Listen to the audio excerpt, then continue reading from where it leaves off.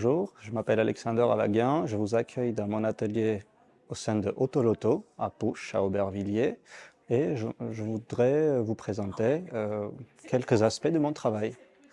En effet, mon travail se situe entre la peinture et le volume. Quelque part, on pourrait le caractériser comme une peinture qui s'est annuyée de son format deux-dimensionnel et qui s'est échappée.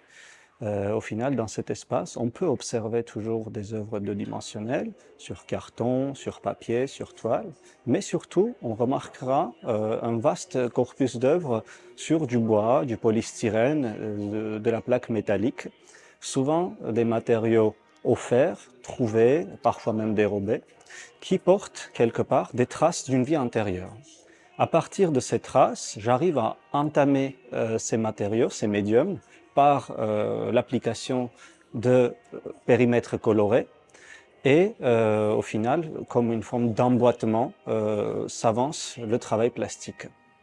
Par exemple, ici, je peux vous montrer ce travail, lequel peut être vu de cette manière-là, mais aussi on peut l'imaginer complètement chamboulé et défait.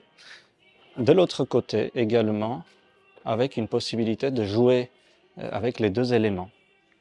Par ailleurs, par exemple, je voudrais attirer votre attention sur les séries sur des tasseaux contre un mur ou bien posés horizontalement, lesquels servent d'une certaine manière comme des appuis pour soutenir un mur ou bien démarquer une frontière.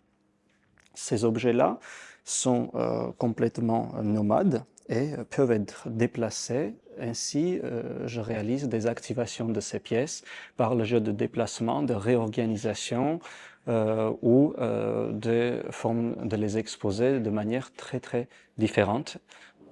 Notamment, je voudrais attirer votre attention sur le cousin éloigné de cette œuvre-là, qui est donc cette pièce au mur, zone de résistance, ici exposée horizontalement. Peut-être pour conclure, je pourrais vous parler de ces volumes peints.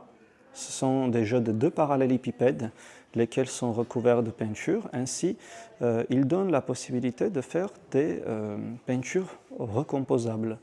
Donc, ce qui est ici une forme de ciel, une ligne d'horizon, peut complètement être chamboulé et devenir autre chose, ou bien donner des possibilités d'assemblage tels des Rubik's Cube, mais cette fois-ci complètement et radicalement abstrait, sans une bonne ou mauvaise manière d'assembler.